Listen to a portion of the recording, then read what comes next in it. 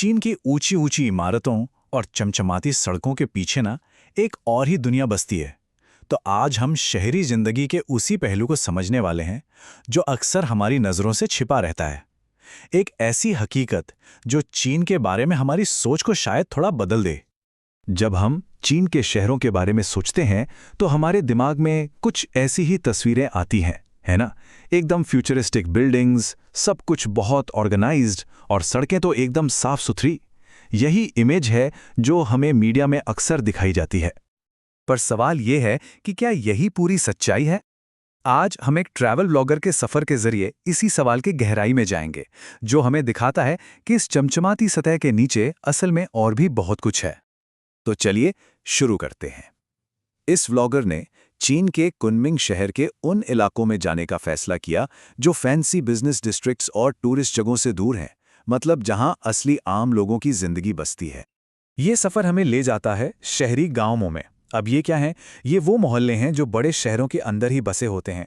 तंग गलियां, बहुत घनी आबादी और असल लोकल लाइफ की झलक। ये शहर के उन चमकदार सेंटर्स से बिल्कुल अलग दुनिया है। तो चलिए अब जमीनी हकीकत पर नजर डालते हैं। व्लॉगर ने इन पीछे की गलियों में असल में देखा क्या?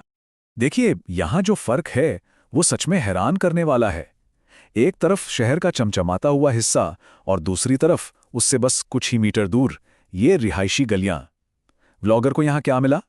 अस्थायी स्टॉल, सामान से भरी तंग गलियां और कूड़ेदानों के पास लगे कचरे के ढेर, जो शहर के सजे सवरे हिस्सों से एकदम अलग दुनिया थी। और वहां का लोकल मार्केट, वो तो और भी चौंकाने वाला था। व्लॉगर ने देखा कि सब्जियां जमीन पर बस एक तिरपाल बिछाकर बेची जा रही थीं और खुले में मेंढक और मछलियां काटी जा रही थीं। सफाई के लिए ग्लव्स तक का इस्तेमाल नहीं हो रहा था और माहौल को बदबूदार बताया गया। आप जरा रहने के हालात की बात करते हैं। अपार्टमेंट इतने पास पास बने हैं कि प्राइवेसी तो लगभग खत्म ही हो जाती है। व्लॉगर ने जैसा कहा, लोग एक दूसरे के बेडरूम में झांक सकते हैं। शहर में काम की तलाश ही लोगों को ऐसी घनी बस्तियों में रहने पर मजबूर कर देती है। और यहीं पर व्लॉगर एक बहुत ही चौंकाने वाली तुलना करते हैं। उनका दावा है कि चीन के इस मोहल्ले और भारत के आम इलाकों की रोजमर्रा की जिंदगी में कोई खास फर्क है ही नहीं।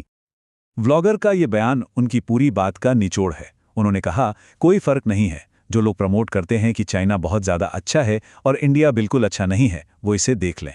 ये बात सीधे तौर पर उन धारणाओं को चुनौती देती है जो दोनों देशों को एकदम अलग अलग दिखाती हैं। चलिए इन समानताओं को और करीब से देखते हैं।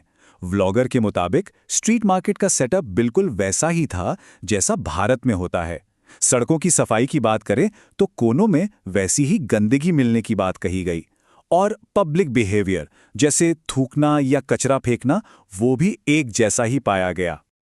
तो सवाल यह है कि एक ही शहर में ये दो अलग अलग हकीकतें एक साथ कैसे हो सकती हैं? व्लॉगर के अनुसार इसका जवाब प्रेजेंटेशन में छिपा है कि चीज़ों को दिखाया कैसे जाता है।